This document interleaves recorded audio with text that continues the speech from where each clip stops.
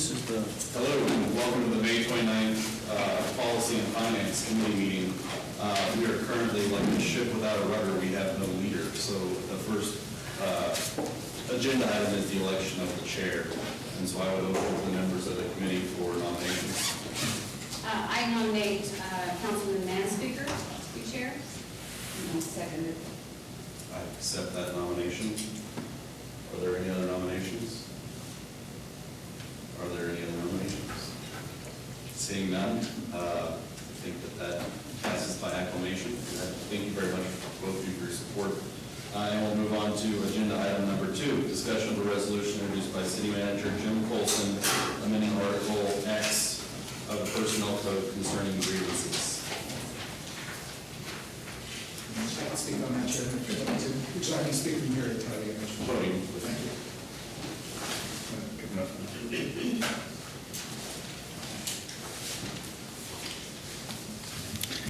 First of all, to open this up, this was first put before the council on May 14th and referred to this committee for further discussion. And in conversations with Mr. Colson, he just wanted to make it clear he's not tied to this resolution as it's written. That if the committee would decide they want to take a broader look at the personnel code, at the personnel policies, on how we need to formulate that, he's open to whatever suggestions that there are. That we provided the resolution that was originally put in front of the council just as a starting point for us to look at. So if we make changes or there are suggestions, we make 1 or 2 changes instead of 10 changes throughout the process. But as it was presented to council, the attached resolution, the major change would be moving from an arbitration process to a grievance committee. And how the resolution is written is one of those members would be selected by the employee, one would be selected by the department head, and then they would agree on a third member. If they couldn't agree on a third member, they'd be provided a list that would go back and forth to strike members until they came to that third member of the committee. We looked at different cities and how they handle these types of issues. And all of the responses we got back, no other city that we're aware of uses outside arbitration. And again, just to remind everybody, this would not apply to anybody in the union. It's approximately 221 people that fall within the executive and management pay plan, so that's who we're talking about. Again, we couldn't find any other cities that use an arbitration process. And what was put before the council and what's in this resolution is consistent with other cities, and especially cities that have a city manager form of government. It's consistent with that city manager form of government.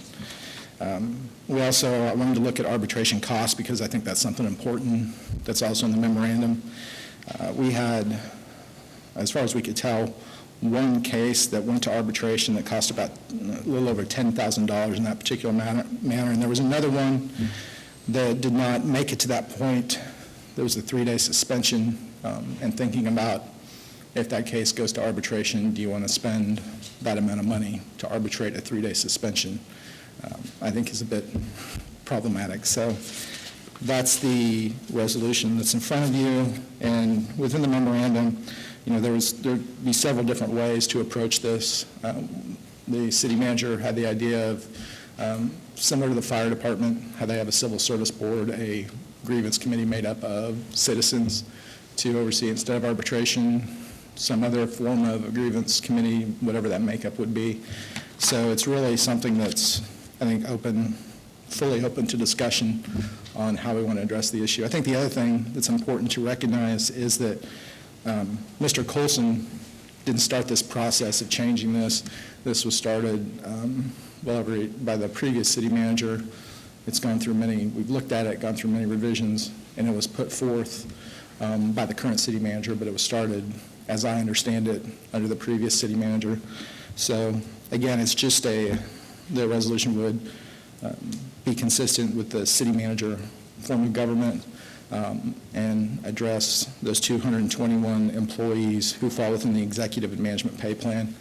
And I believe the question was asked previous, out of these 221 employees, who's considered management, who's not considered management? I believe Jackie could address that question if anybody would have that. Do we have any questions? Mr. Chair. Chad, where was this language fashioned from? Was it, who has this type of ordinance? What city? I'd ask Catherine to address that because I think she drafted the, It's probably a hybrid from several. I know Lawrence has something similar, Trumbull County has something similar. Okay. People, we look at this. and I know and I know you have it before you, but there were 10 cities. Basically what we did, the Kansas city attorneys have a listserv that you can put questions out, so we just put the question out there. How many of you use arbitration? What's your process? So there's several different ways that counties do it. I'm obviously most familiar with Lawrence because that's where I was before here.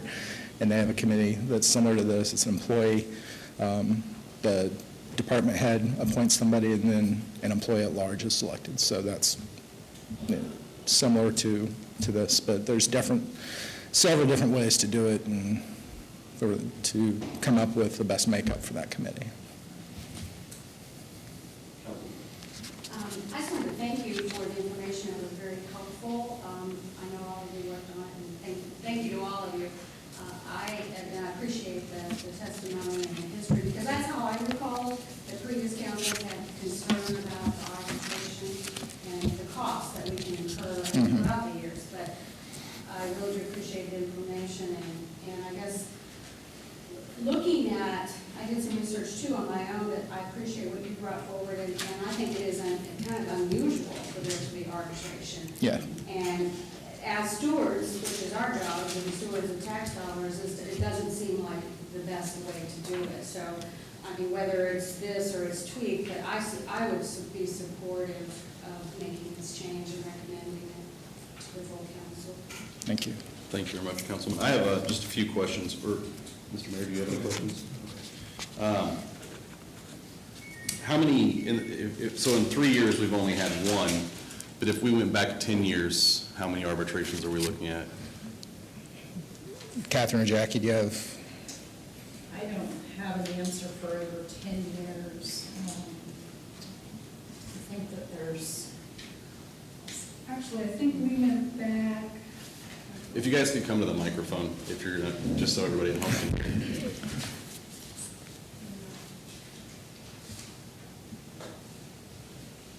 No, we don't have that information, farther than 2010. Okay. If that's something we can sure get that for you. Well, I'd just be curious, I mean, 3 years isn't a very long period of time, so I don't know if we're seeing this on a really regular basis, or, so what the cost is compounded over a period of time. Right. How many arbitrations does the city have overall, including bargaining unit members and non-bargaining unit members? Is there any idea there? You might just want to come to the microphone, because I may have a barrage of questions.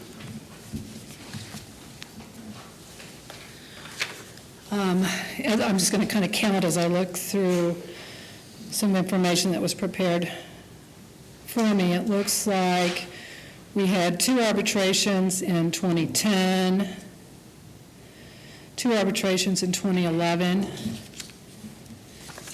2 arbitrations in 2012. Well, actually, some of those were settled. Of the ones I just told you about, 3 of them were settled prior to arbitration. And then in 2013, we've had 1 go to arbitration thus far. And then you brought up the Civil Service Board. Could you explain a little bit to us when their role comes into play? Because I know right now it's only over fire and law enforcement. And so I would assume, though, within fire and law enforcement's collective bargaining agreements, they have arbitration language, but that Civil Service Board is a step prior to arbitration? It's separate from, I think they have the choice, they almost always opt for arbitration in a termination or discipline situation. Civil Service Commission or Civil Service Board may more often be used for the hiring and promotion decisions at present. Okay, but they're not used as an oversight board now for No, discipline? Not for discipline. I'm sorry, and the point of bringing that up was just as a makeup of a possible grievance board, not that, we're going to model everything that we do and our personnel policies off of that, but it was just kind of a model to look at as what's another option out there that could make up this grievance committee. Well, I guess I ask because it's a cost concern for us, but I would also imagine for the unions that represent the employees, arbitration is an expensive cost for them as well. So if we were able to find another avenue, and it'd be maybe a civil service board or a body here locally that could hear those cases, and I'm not trying to strip anybody's right to arbitration away in a collective bargaining agreement, but if there was another step that maybe could be resolved at a much more cost-efficient basis for both parties, and we already have that body established, that might be an avenue that we want to pursue. So suggestion using the existing board as the grievance committee. Well, from my understanding, there's probably, 3 or 4 steps before we get to an arbitration. So I imagine that the first step is try to resolve with the supervisor. The second step is probably try to resolve with the manager of the department. The second or third step probably comes to your office. There's generally 4 steps. The immediate supervisor, manager, division head, or department head, and then the final step is the human resources step. But based on the department configuration, that could be a 4 or 5 step process before it gets to human resources. Okay. So, I'm just curious, and this may not be a good idea, I'm not sure, I'm just kind of throwing it out there, we're thinking as we're playing here, but maybe that could be another step in the process before you get to that expensive step of arbitration, because anytime we get lawyers involved, everything costs more money. I know. But just, as I was saying, just the thought that I was throwing out there. Jackie, did you have anything else that you wanted to add to this? Only if you had, I think, Council Member Main Speaker, you had some questions previously about the types of positions that were in the management and executive pay plans but did not actually manage other employees when we first talked about this. And I did prepare a listing of those types of positions. They include accountant 1, accountant 2 level positions, accounting specialists, attorneys, 1 through 4, engineers, executive assistants. Just to kind of give you a flavor, there's some project and program manager positions. An example would be the zoo registrar. There's a manager of pavement improvements that they manage functions or projects, but not necessarily other people, and they are included in those pay plans. Okay. And is that a list that you can share with us? Yes, absolutely.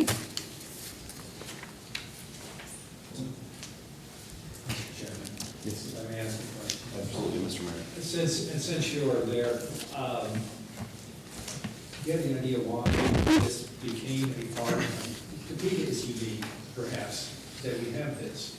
Is there, the background, does it predate your work, but why did we go this direction than most communities did not?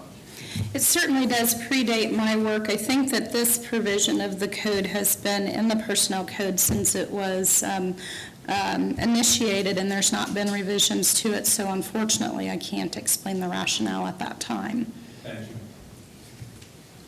Thank you, Mr. Mayor.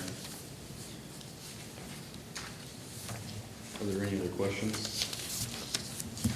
So what is the body's pleasure on this resolution? Councilwoman? Well, just for discussion purposes, I'll make a motion that we pass it out favorably back to the council for action. I'll second it. You second it? All righty. Is there any discussion? Oh, we have a conferee. Mr. Scott. Yes. Captain Scott, I'm sorry. That's all right. When, Mr. Sublette? Yes. When this was originally read, was it not that, just for my clarification, the 3-board process where the employee picks a member, the department head picks it, and they come up with a 3rd member together, no matter what the recommendation of that board is, there's ultimately somebody that's going to make a decision on that, is that correct? Whether it be in favor of that board's decision or not in favor of that board's decision. That's when it was originally read in council. And that is correct, and that is in all the information we provided to you. At the end of the day, the city manager will be the final arbitrator. The grievance board will put forth what their recommendations are, and then the city manager will make a decision based on the recommendations of that board. And that's similar to how most, I can't say all, because I'm not familiar with all, but most city manager form of governments operate. I know that in Lawrence, that's how it operates, that there's a recommendation that comes out of that grievance committee, and then the city manager takes that information and makes the final determination. Just for a point of clarification, so Councilman Manspeaker and Councilwoman Everhart and Schwartz and Mayor, the fact is one of the reasons that I chose to come here is I was talking to some of the commanders now at the police department, not to mention some of the other employees. When we took a position such as this, we leave the contract behind, and we do so for the betterment of this community. But that doesn't mean we leave behind basically the security blankets, if you will, of a career. The police department's unique in the fact that I cannot leave the police department as a captain of 25 years and go get a job like I have here. Like if I was in a private setting, I could. If I was an electrician, I could go to another job, I could do that. But to leave this in a position, all that we ask is that this is a fair and equitable process with hearings that allow the employee to defend themselves just as readily as they would if they were under a contract. We're still labor for the city, and we don't want to be pushed out there where just one person can actually just say you're gone at the end of the day without having it proven. The other fact is in like the police department, we're thrust into these situations. We have no choice just simply because of the nature of the job, which can cause problems and rifts in the community. Just like the city employees do too. The water department, they have to go on people's property. I know that there's been grievances filed against them and the animal control officers and so forth. We're just thrust into it. It's just the nature of our job. We ask for make sure that this process is fair and equitable. The other issue is promotional incentive. There's not that much a difference between the salary of a 10 to 12-year sergeant working second shift than a lieutenant. It's not that big of a percentage. To walk away from a contract that allows you to have all the processes in place to protect you the best that it can, to walk away and hand that off to somebody is not something a lot of people will do. It wasn't until Chief Miller worked through our contract and decompressed our pay that we actually had a lot of good candidates come up because they stay underneath that blanket. And that is something you have to look hard at before you step out from everything. That can also stifle promotions within the city and in the department. The other thing is I wanted to make sure it was clear on that one person, whether it be the city manager or any city manager, this is a resolution. It's on the books from here, and it's not just me. I may be gone at the end of my career in a few years, but there's officers coming up and people coming up to the city that this affects for generations to come possibly. So all that we ask is talking to the commanders now, the department is, and the exempt employees, if you will, is that it be fair and equitable, and we have a way to vent our grievances also if there's any issue and as far as the termination possible in discipline. The other thing I would say is I'm very aware of the cost of arbitration. I've been on the union for been with the union for 25 years. I've been a member of it. I've been an officer within the FOP, and I understand it is costly. But we have to go back to, and I would say this to this resolution is it goes back to our management and holding our management accountable to those that are underneath us so that we do the fair and equitable thing all the time and not just do knee-jerk reactions to some individuals who we would like to handle in an appropriate manner. So that's the kind of things that we want to put out there and to be thinking about that. There's a lot more to this than handing this grievance process and changing it, even though, and I'm all for change. One of my things I tell you that I always tell my people is, this is how we've always done it. Remove that from your vocabulary. We can always do it better. But I just want the community to be aware of these things that I don't think are put out when Liz talking to other people. So I appreciate your time on this. Do you have any questions? Yes, ma'am. Well, I don't know that it's a question. I guess I appreciate your testimony, but I would take issue a little bit with what you're saying because this doesn't go straight to the city manager. There's a committee. Correct. And then if the city manager, whomever is the city manager at the time, didn't agree with what that committee decided, the city manager is always answerable to the council. So it doesn't just stop there. I mean, you're kind of suggesting that somehow that one person has all the power, but I think this splits power. Plus, within the FOP, in the non-union FOP,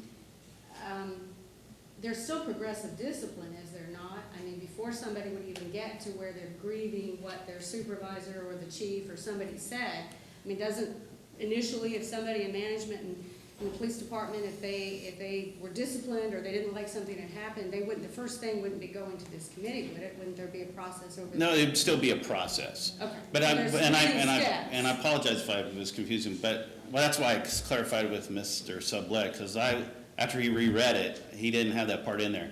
And then, but it doesn't say that it goes to the council from that point. It's- No. And I didn't mean that. What I meant was, if the city manager acted in an unprofessional manner, Yes. that you're sort of suggesting if we leave this with, a city manager at some point in time, they're always answerable to any city council, whether I'm Yes. still here or somebody else is here. But, I mean, it is an entire process. I guess I was just trying to add a little bit of, reality to the situation. This is not, I don't read this resolution as a one-stop to the city manager. Because No. there's a whole process in front. You're right. And then even if, a city manager should overturn what this committee, if this is the way it ends up being, does, that city manager always answers to the council, was what I was suggesting. So if in Yes. fact somebody didn't like a decision that city manager made, everybody answers to somebody, just like we answer to the voters. So everybody's answering to somebody. And everybody does. It does. And then my point being here is just to make sure that we're looking for just a fair and equitable process, that we have a chance to be able to air our grievances in the other side of it, if we were to come under that kind of scrutiny. But the bottom line is holding our supervisors accountable to do the right thing and document our employees' actions is the most important thing here, so. Absolutely. And thank you. No, thank you for the time. I appreciate I that. think we've got one more question. Thank you, Mr. Chair. I was in management for 40 years, and so I would assume that you talk to other managers with your same positions like Olathe, Emporia, Derby, Lenexa, Overland Park, Lawrence, Wichita, who all have the city manager decision shall be final and conclusive. So to see if it's how it's worked in those cities, do you keep in touch with, is there a FOP broad state that works together? The thing is when you move into management, you actually leave the FOP behind for Okay. the most part, because you're under personnel and city code now. Right. And so you have to be aware of that. Right. And when a lot of people leave, for us, we've been an FOP, we're lodge number 3 for the state, so all the people that's come up through the ranks in our department have been under the FOP and the contracts with the city. And as you move through, the culture and the mentality is this, what is provided in that contract. And I But think. I mean, do you have contacts in these cities that they checked with who do not have arbitration to see how they handled any issues that you're referring to? No, well, we do have contacts there. Have I addressed them with them? No, Okay. not at this point, no. Okay. But you could? I could, yes, I could. Okay, All right. thank you. Uh-huh. All right. I'd like to thank you, Captain, for standing up and having this conversation with us. I appreciate it. Yeah, thank you for letting me. Absolutely. I've got 2 more questions for you, real quick.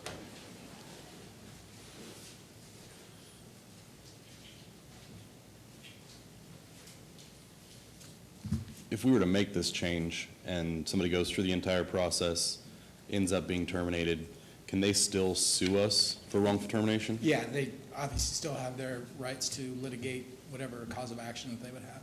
Okay. And then are department heads at-will employees? Are they covered by this? I believe department heads are at-will employees. They don't have arbitration rights, correct? Right. Okay. All right. So we have a motion before us. Is there any further discussion? All right, all in favor, say aye. Aye. All opposed, nay? Nay. Motion passes 2-1. We'll move on to discussion of a charter ordinance introduced by City Manager Jim Colson amending charter ordinance codified at Topeka Municipal Code, Section A2-52, concerning designation of an acting city manager. And I will speak on behalf of Mr. Colson on this as well. This, again, was in front of the city council. I believe this was May 7th. And essentially, this would allow the city manager to appoint a designee in his place if he was gone for a period of time. The original amendment was 60 days, but after it being in front of council, it was changed to 21 days. So in the event of a temporary absence or disability exceeding 21 consecutive days instead of 60, the council shall designate a qualified employee to exercise the powers and perform the duties of the city manager. So essentially, after 21 days, the council could appoint who they wanted to as city manager. If it was less than 21 days, the city manager could designate somebody to act in that role. Their question came up, I believe it was,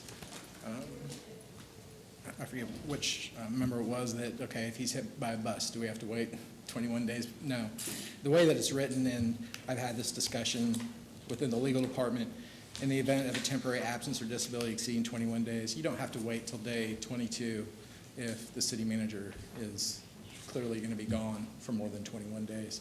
If something horrible would happen and they're gone, it's not like you'd have to wait till day 22 to appoint somebody. It's when that absence is clearly going to exceed 21 days, then you could appoint somebody to act in his role. That's the legal department's interpretation of that, and I think that was a question that was posed at that point in time.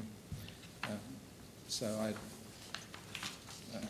answer any questions that you may have about this. Just a real quick point of clarification. In the ordinance in front of us, it still says 61 days. Does it say 60 days? Yeah, it says 61. Okay, the one that I have has 21, so you may have a, So on line 17, 60 should be changed to 20? 21, 21? yeah. And then on line 22, 61 should be changed to, 21, yes. I apologize for that. that's all right. And on line 57, again, 21? Yes. Okay. Are there any questions?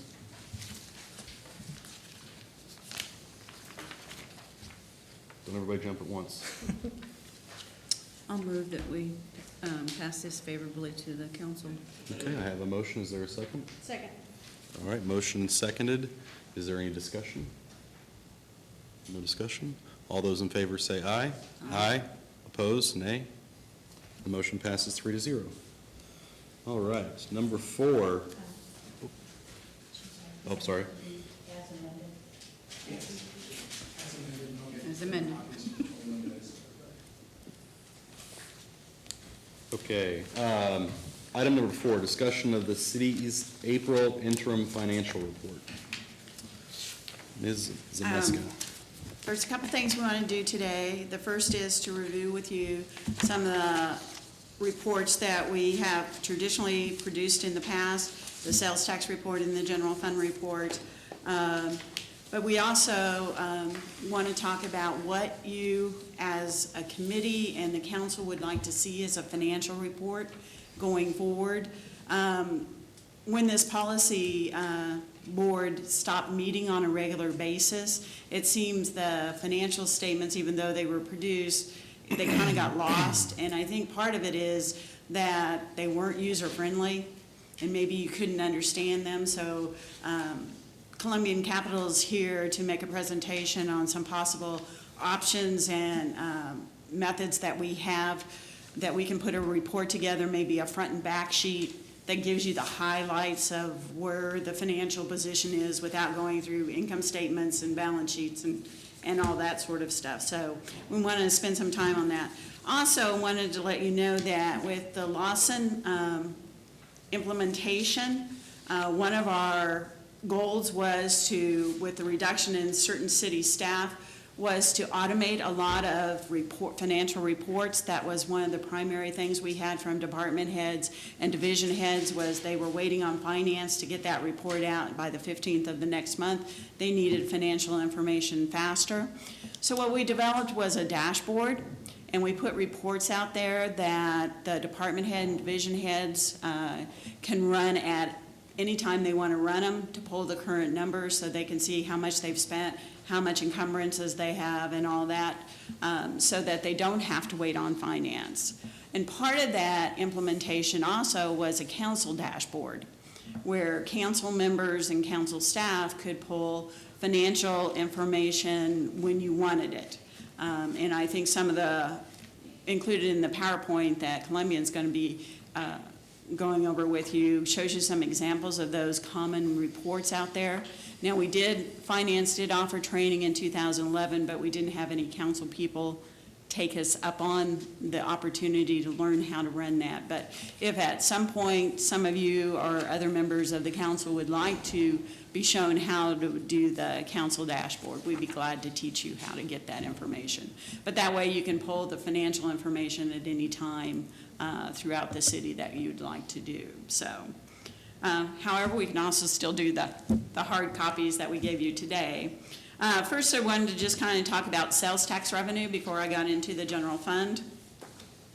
And we've got 4 months under our belt.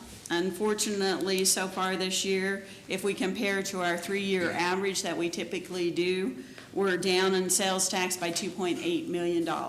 We've not collected that much when we do a 3-year average.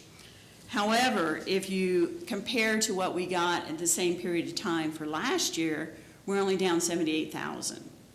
So the 3-year average goes back when sales tax was a little bit higher, but when we compare back to the previous year, we're not that far off of what we had the previous year. But it still is a little bit down from what we still have concerns whether we'll be able to make that sales tax goal we put into the general fund within the budget. So we are reviewing that, and we may be looking at lowering that estimate in our projection for 2013. But as far as where we stand right now, we've collected $9,247,464. You can see it under 2013 actual column. And our budget is $28 million. That's why we think that may be a little high. And it is down by $2.8 million. Any questions on the sales tax revenue to date? We did just get in May's. May did jump up. It is at 2.3 million. That's a little bit lower than it was the May before last year. But if you'll look at our 3-year average, it's about 300,000 higher than the 3-year average. So that 2.8 after May gets involved there, it should drop to about 2.5. Any questions? Mr. Mayor? Mr. Chairman, looking at this sheet right here, Mm-hmm. you had up there at the top the revised 3-year average. You know, that correct, fourth column in? Right. Is that what the comparison is? Well, in other words, what 3 years are you averaging? Because your average is 3.0 million, but the previous 3 years, none of them were that high. Am I missing something here? And I will have to check with staff and see what 3 years. Okay, I They mean, pulled you see in. what I'm saying? Correct. Because just comparing those last 3 years, it doesn't seem like a, okay. Should have been 2 million something. Yeah, right, it should, it's too, that's why I'm concerned about, you know, what that's reflecting. Thank you. And actually, I was going to point out the same thing. If you look at those adjusted 3-year averages for those 4 years, each of them is higher than any year within those previous 3 years. So I'm not sure, I'm not good at math, I'll admit it right up front, but I'm good enough to know that that might not be the average. And let me check with staff and see what 3 years that involves. I'm sorry, I Okay. don't. I appreciate that. Are there any other questions? Okay, so if Council- you'd like to take a sorry, look. 1 second, Councilwoman. Actually, I'm sorry. I'll reserve this till the end. Just go ahead and go forward. Okay. The next one I wanted to talk about was the one that has the bar graph at the bottom.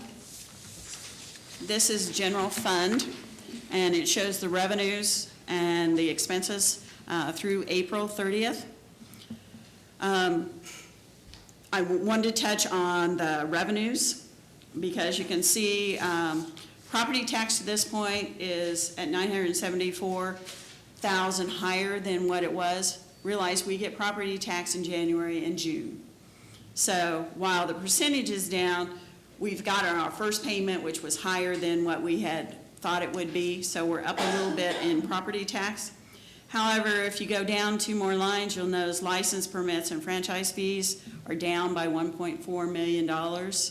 And so that does concern us. However, there are some things, the building permits and the licenses and stuff for mechanical and plumbing, all the licenses usually happen at the end of the year.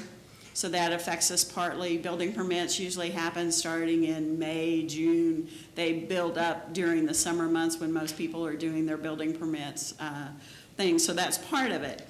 Franchise fee has been our problem in the last couple of years, specifically Kansas Gas franchise fee. We did lower the estimate in the budget for 2013. Currently, Kansas Gas is about 30% of the revenue projected for the budget.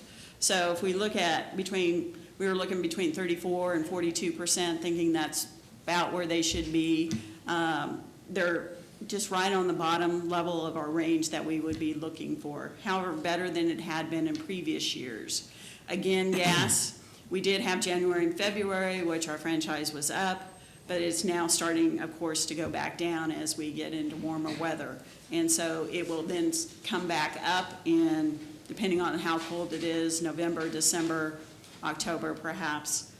Pam, if I may, I'm probably going to do something a little unorthodox here in that I would rather, with this data, it's easier for me if we can have more of a give and take and Okay, I'm question things that sort, and it's not nothing to you, but I would just, if that's all right with everybody else, it's a little bit easier, and then that way we can kind of just move through this really quickly. And so my question would be, what is the issue with Kansas Gas? It's that they haven't, not enough gas has been consumed, or we have trouble collecting the fee, or? No, we collect the fee. It's gas being consumed and sold. It's also the gas price per unit has gone down. So we're at a 5% franchise fee, so our amount of money we get is based on the amount consumed by users and also the cost per unit. I'm not quite sure what gas's unit is, but Okay. so both of those. So that has a factor in it. That's it. If you can just keep going, you're good. Okay. I might jump in, though, and ask a question randomly, Sure. and anybody else feel free to as well. Westar is even lower. It's at 32% of what we projected. But again, we see higher franchise fee amounts in the summer when consumers are using their air conditioning, raising those electric rates. Again, just as Kansas Gas, it's at 5%, so it's based on the price per unit and how much consumers use. Last year, Westar was a little bit above their budgeted estimate, but we're cautious about it at this point. It is at our lower range where we would be looking for it at this point in time. However, their peak season has not yet occurred. Licenses, again, as I stated earlier, this is at 16%, but again, the mechanical licenses for the plumbers, the contractors are all renewed in November and December. So we don't usually see that revenue until the end. Cable is our other concern on franchise fees. It's only at 25% of its budgeted amount. And cable, we usually see a steady trend. It usually stays consistent across the months. It's not varied like the Westar and Kansas Gas based on weather. So it concerns us a little bit that they're only at 25%.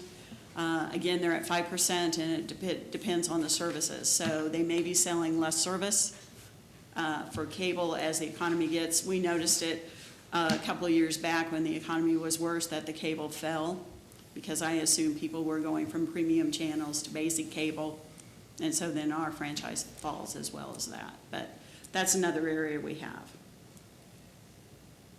Any questions on that line item that I can answer? When you are explaining those percentages, they're not on this sheet, correct? Correct. Okay. Then we have charges for services. The bulk of this is zoo, and as you know, the zoo has not started its primary time for rentals and food that we get.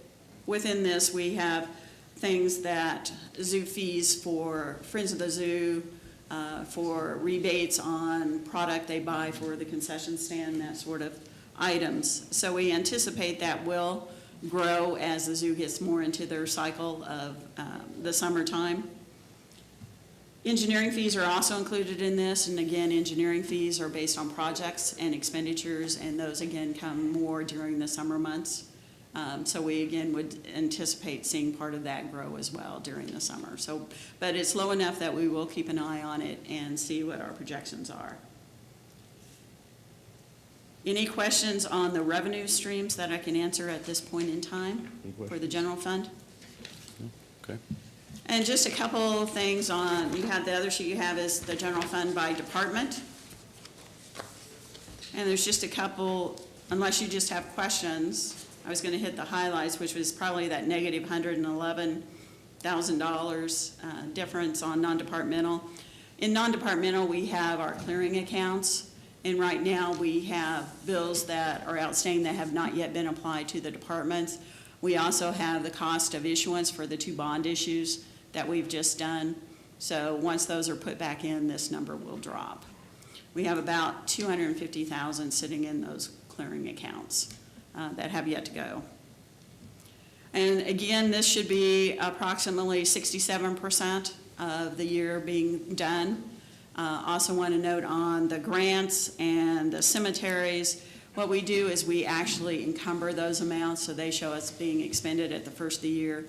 However, we pay them on a quarterly basis. But what you see here is what's been encumbered and expend. So that's why those ones are up as well. Any other than that, the departments look like they're doing pretty good, other than the grants and the non-departmental. They're all below or above the 67% that we'd be looking for at the end of April. So, any other questions before I turn it over to Kelsey from Columbian Capital? Okay, is there any? Just a comment, and I know we still have a presentation to comment, and I know we're doing this because the mayor asked that this start up again, because I don't think Policy and Finance was meeting, and I wasn't on the committee previously, so I don't know.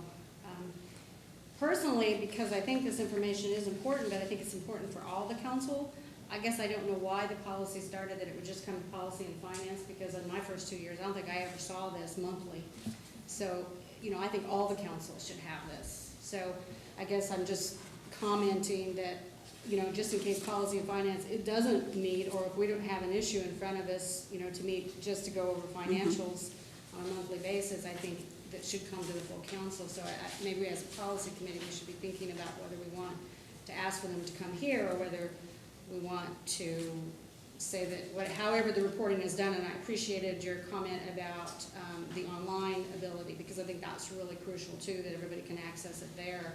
But I would just suggest that this, go to the full council, and whether the council wants to refer, if there's a concern, they can refer it back to us for, discussion purposes. But I really think just informational things should go to the full council, and then whether that's in a presentation form or you're just passing it to us, I think we can discuss. But I respect the mayor, but I know as mayor now, he's not on the council, he could probably get this information from you every day if he wants it, so, because he's the mayor.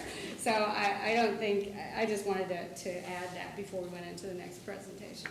Well, and hopefully through the next presentation and through discussions with you, we can do a more user-friendly report, perhaps, that things that the council would find important to know on a fairly regular basis, so we can send it without having to spend going through 20 pages of financial reports.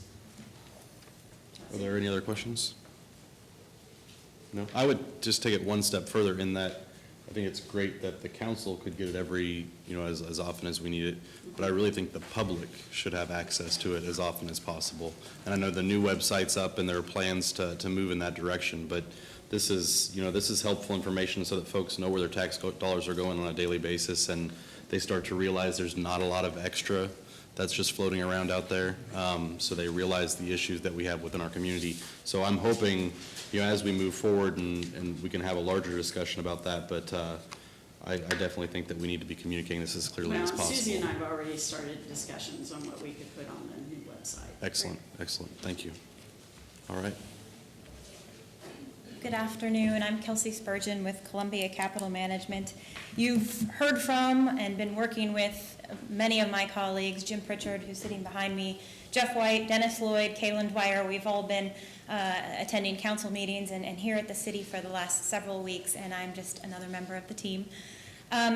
Today, I want to take a few minutes to introduce to you, as Pam said, and also, if we have time, get some feedback from you on a task that we and staff are focused on.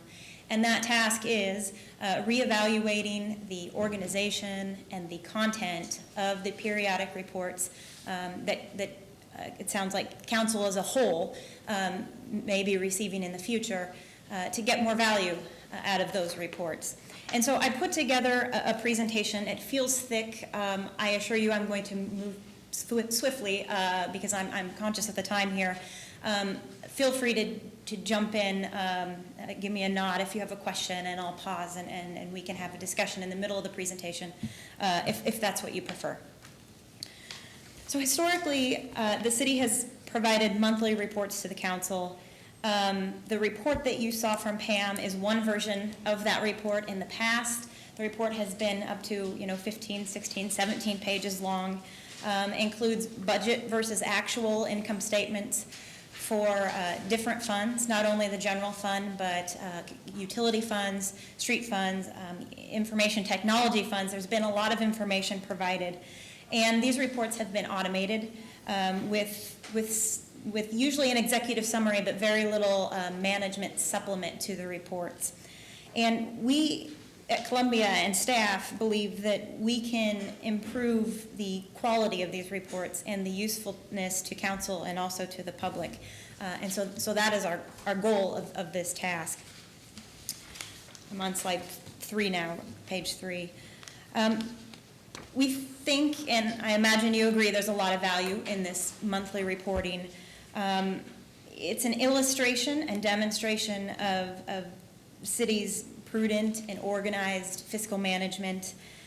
These reports can provide a red flag to impending issues, resulting in staff and council being more proactive to these issues rather than reactive. It's easier to assess the impact of policy changes if there's an increase in rates or a cut in expenditures. At time X, you can start seeing the impact of that at time X plus 1 rather than waiting a quarter or a year to evaluate the impacts of policy changes.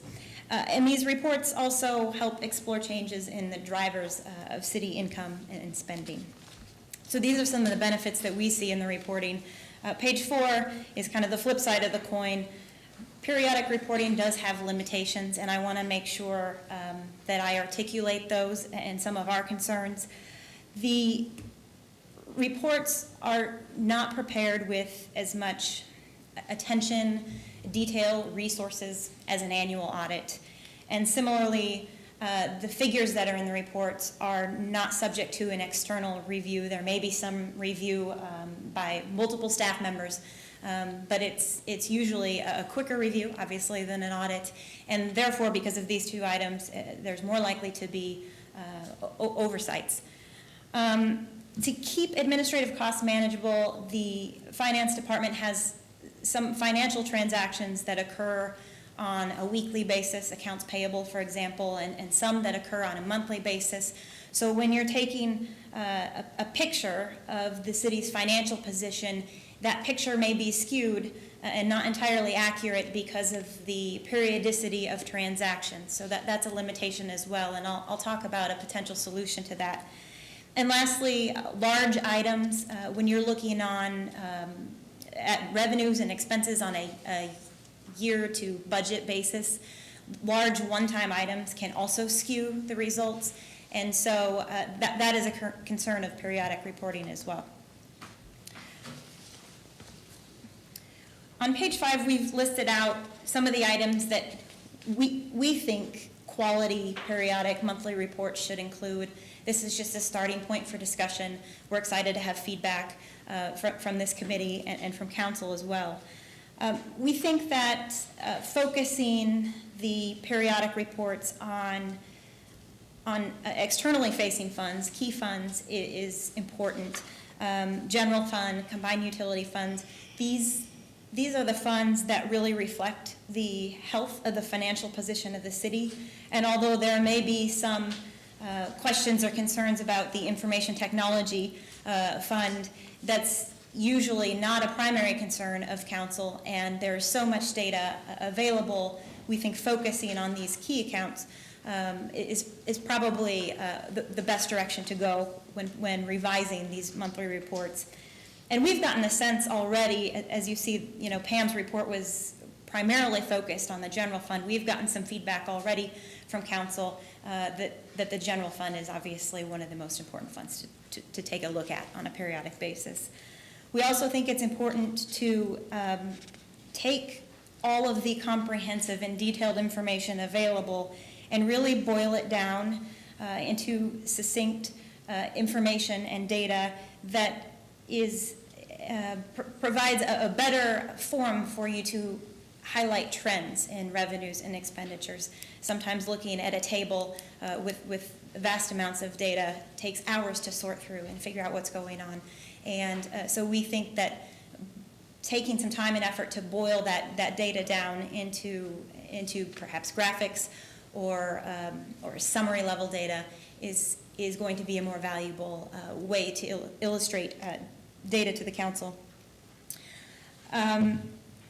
We want to make sure that the reports are automated, but at the same time, I think it's important to have a section of the report that allows management to customize or supplement the data that's available, and that would really address some of those items I indicated there could be concern about, like one-time large expenditures or being able to trap the periodic accounts payable. So I do think automation is key to saving staff time, but at the same time, data does not always tell the entire story. And lastly, using technology that's currently available to the city and the resources that are available is going to be more cost effective, and so that would be one of our focuses as well. I do think that, as I mentioned, some data is better presented as raw data. Graphics are often helpful, and sometimes narrative can supplement both of those things. We are working with staff to identify examples of these quality reports, and we are really in the preliminary stages of doing this. We've conducted a pretty extensive search just basically through online search engines to find examples to use as part of this discussion. What we are finding is that there are plenty of examples of what not to do and very few examples of what to do. So we hope to, in the next few weeks, expand this search and find more examples to use in dialogue with this committee. If you flip to the next page, I'm now on page 7. This is just a snapshot of reports that look pretty. You'll see that there are what we call infographics, graphics that display a vast amount of information in just a single picture, but can convey sometimes multiple concepts or trends. And the first two snapshots you see are actually not at all a financial report of a city. They just show tabular data, narrative data, and some pretty graphics. The one on the right, the city of Fort Collins, Jim and I found pretty interesting. This is the front page of a report. It's summary level, and it's for, as you can see, the general fund. And there's an indication for different line items on the general fund on whether these items are trending positive over the past month or positive over the past year, and it looks like everything's going well for this city at this point.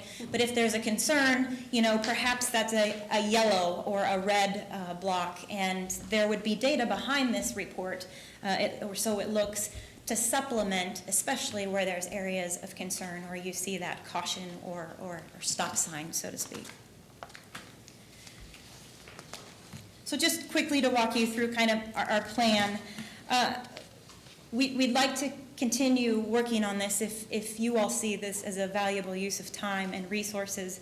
to come up with, to incorporate those values I mentioned earlier, find more examples, and come up with some concepts for you. We'd like to use this committee as a sounding board to get feedback from you. What you believe is important is the most important to this process. And it's helpful to know that we are headed down the right path, and so we'd like to use your feedback to track. We expect to come back in June with the conceptual design or perhaps designs, and can have more of a dialogue with you. Hope to have a working prototype by July and have this all in place by August. As Pam mentioned, in the meantime, between now and August, you have access to the city's on-demand system and that dashboard information that's available to council, and Pam and her staff can assist you with accessing that. So at this point, and I apologize for rambling through this really quickly, but I do know you have to get out of here. I'd like to, I guess, get a little feedback from you to make sure that you think we are headed in the right direction. If at this time you have any concrete feedback on what you know you'd like to see or what you don't like to see, happy to take that information now as well. You can also think about it a little bit and follow up with staff over the next couple of weeks, and we will incorporate your feedback. But I definitely would defer to you all on how much discussion you'd like to have today and how much maybe you'd like to defer to our next meeting or just over the next couple of weeks by email and phone. Questions? I'll just comment. Oh, I'm sorry. That's okay, go ahead. I like this. I mean, I like the idea of it being more, as Chairman Manspeaker said, more user-friendly, not only for the council, but because it would be for the public. So, like your example from Fort Collins, and obviously all the information's attached if you want to dig down into the line items. But I think something like that, whether it looks like that or something similar, is a nice idea, and I like that you are working on these things, so that's great. Thank you. Thank you, Mr. Chair. Do you have contracts with other cities? And it looks like you obviously are working with Fort Collins, but in Kansas, are you doing any of the financial reporting with other cities? And is it based on contract, and what is the charge? We actually are not, first of all, we're not working with Fort Collins. We found this report online through our searching. We are not currently engaged to do financial reporting for any other community, although much of what we do at Columbia, and the hat you've seen us wear in the past, is financial advisor on municipal bond transactions. And as we serve that role, we often become integrated in our clients' auditing process and reporting process. So we are not currently on contract to do this specifically for any other community in the area, but we are involved with many of our other clients in the area, many Kansas communities as well, Prairie Village, Roland Park, DeSoto, Edgerton, and so we're pretty exposed to the financial reporting. So is it a trend to keep it in-house? I mean, with the financial reporting and the documents that are created, it's all done, as you said on this one, on page 7, I think it was, to be automated enough, but not to be a burden on staff, but contain enough management analysis to ensure the picture of the city's financial condition is accurate. So is it pretty much a trend to keep it in-house? Yes, I think keeping it in-house is usually the preference. The data is usually there. Right. It's going through the process of synthesizing that data, getting council feedback, figuring out, going through kind of an intense thought process and optimizing the illustration of that data that's already there. So it's the templates that you've right. developed. There's some front end work that takes time and resources.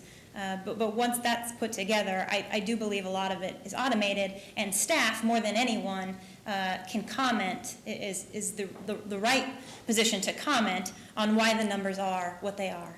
Okay, thank you. Mr. Mayor? Thank you. And I just wanted to go back also from what Councilwoman Everhart said. And I've been looking at other cities. There's some city councils that have a weekly or a monthly financial report presented at a council meeting. We have sort of taken back when the Policy and Finance Committee played that role, and usually then the next day, the council received the same materials. And if something came up in the Policy and Finance Committee that was of concern, then that could be reported to the council. So that was one process that we've been used in the past. And similarly, I agree with the aspect of Michael Fort Collins' report, if that could be then on our website, so that we could be that public good. I like the direction. I think the most important thing is getting the data to us and the interpretation of it. Right. And I think that's what, I feel that's what council members want and really hope to have available on a regular basis. Thank you. Any other questions? We want as much info as we can get, as cheap as we can get it. I made a note. Thank you very much, Ms. Thank you. Turner. Now we move on to item number 5. Any other items currently before the committee? Does anybody have anything? I would just, as my role, in my role of chair, I would just ask a couple of questions, and I'm going to put everybody in the room on the spot. What is the role of this committee? Whatever we'd like it to be. Is there anything in the charter ordinance that defines specifics? I don't believe there's anything in the charter ordinance that defines specifics. I think traditionally, I haven't been here for 3 weeks. Traditionally, I think it's just what it says, to review policy issues that come up, the issues that we looked at today, and the charter ordinance and then personnel policies, whatever those policies may be, to vet that through this, through air, and also finance. I mean, it's pretty self-explanatory to look at financial issues, to question those reports, to question those issues, that then for the bigger, for the larger body, is what my understanding is traditionally what the role of policy and finance. Okay. So my next question would be, how often do you all want to meet? Well, I don't know that we need to, I think on call, I guess I'm used to, with this new information maybe that they're working on and some projections, I mean, when there is something to present to us, if they've got a format or something in June or July, I think then, at your convenience, you set the meeting. But Okay. I don't know that we need I guess my preference is that we don't have a set, meeting, but it's when we know there's an issue that's been referred to us from the council, or if, as we're looking forward to summer, the budget, there may be some issues.